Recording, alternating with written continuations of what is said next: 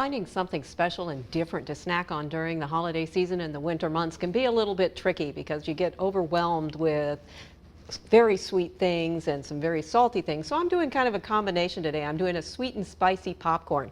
Now, in order to start this, what we're going to do is actually make our own popcorn, which is something a lot of people don't even know how to do anymore in the age of the microwave oven.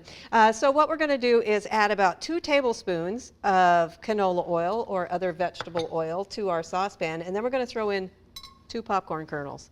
And you want a fairly large pan because you want to be able to have the steam gather out of the popcorn kernels. And you want a lid that doesn't fit extra tight. If it fits extra tight, you need to set it a little bit loose. We're going to wait for those 2 kernels to pop. Those are our test kernels, and when those pop, then we're ready to put in the rest. I've also got a very large glass bowl, and I've sprayed it with a nonstick vegetable spray, and a large sheet pan with sides that I've also treated with nonstick vegetable spray. You do want to use a glass bowl for this because we're going to put a very hot syrup in here, and if you are using a plastic bowl, you may actually have some melting going on, and that's going to transfer some of the components from the plastic into the food, and we don't want that to happen.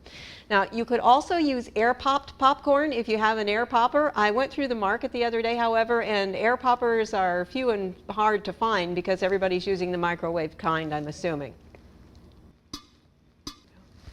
Once those 2 kernels pop, the oil is plenty hot, and add the rest of your popcorn to it. I've got a half a cup of popcorn here. And what we want to do is make sure that our popcorn keeps moving. Now with this kind of a lid, we're going to have plenty of movement of the lid, so the steam is going to be able to get out easy enough.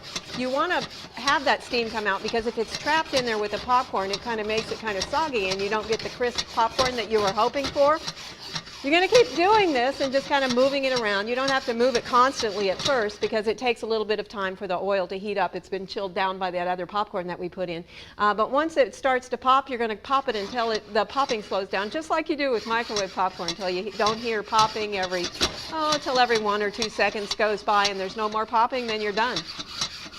What's happening inside the pan is that the oil is heating up, and that's heating up the kernel of popcorn, and inside each one of those kernels is a little drop of moisture, and when it gets hot enough, it causes the moisture to expand quickly and the kernel explodes. So we'll just keep shaking the pan a little bit at a time until we get a lot of popcorn here. We're aiming to have at least 8 cups.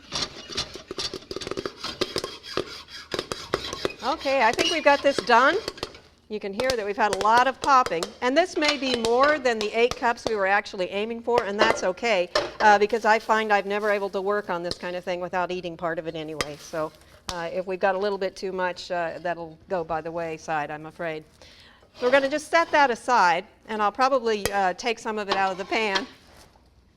And we'll start on the syrup that we're going to put over the top of it. Now you saw how much popcorn we got from a half a cup of fresh popcorn. What you're going to have to find is that different kinds of popcorn are going to give you different volumes or different amounts depending on how old it is, what brand it is, or what variety the popcorn is, how you've had it stored. So start with half a cup and see how you do. If you get too much, just take some out. You need 8 cups of popcorn when you're done.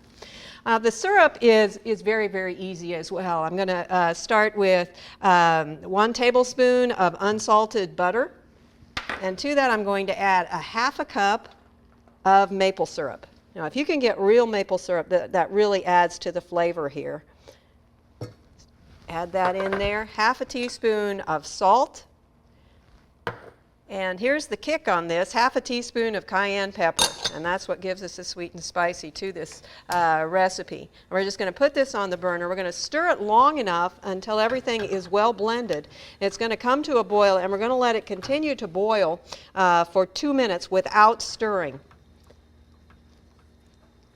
Now, a lot of people wonder why you start with unsalted butter and then add salt to it. It simply has to do with the fact that when you're adding the salt, you have control over the amount of salt that's going in there. It also has to do with how long the butter will store, because when you add salt to something that's high in fat, it tends to speed up the process of spoilage via rancidity.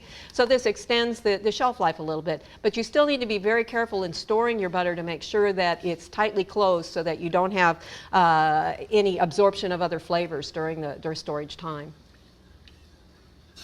All right, we've got 2 minutes of boil, and that's concentrated it down, and we are now ready to pour it over our freshly popped corn here.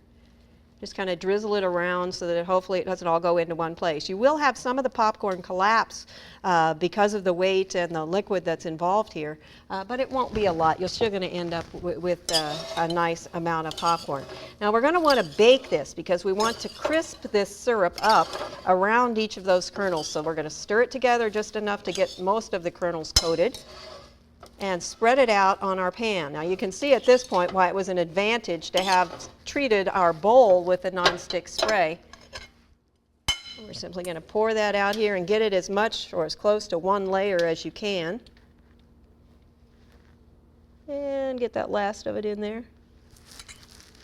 Get that in a little bit. This is going to go in a 300-degree oven for about 15 minutes, and when it's done with that, you want it to cool completely on the pan before you take it off. And what you end up with is a great snack of a sweet and sour popcorn that people are going to say, oh, this is sweet, it tastes like maple, and then as it's swallowed and as it works in their mouth, they're going to get that kick from that cayenne pepper.